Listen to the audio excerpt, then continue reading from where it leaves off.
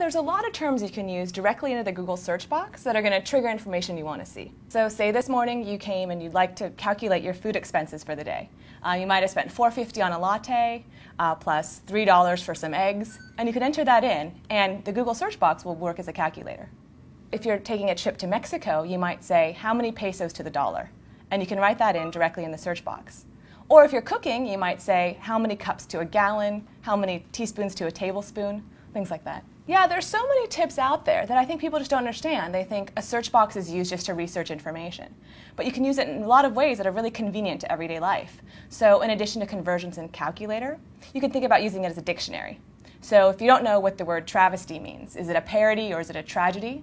You can just type define : and then travesty, and you'll actually receive a list of definitions as well.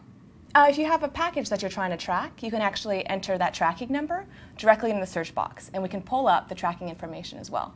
And the same for flights. If you have United Airlines Flight 4, you can enter that directly into the search box, and then you can see the flight information. Another great tip is that if you don't know if you should bring a coat to your trip or a jacket if it's going to be cold at night, you can enter a city and then just the term weather directly after. So I might say San Diego weather. And then from there, you get the forecast for the next few days. Also, we're talking about this, and these are kind of the instant results you can get from Google search. But there's other ways that you can do better research. So let's say I'd like to look at marketing trends for 2008. And I know I'd like to see this in a PowerPoint format. Something you can do is enter the term marketing trends 2008, and then actually restrict it to file type, : and then you can enter PPT for the PowerPoint file format.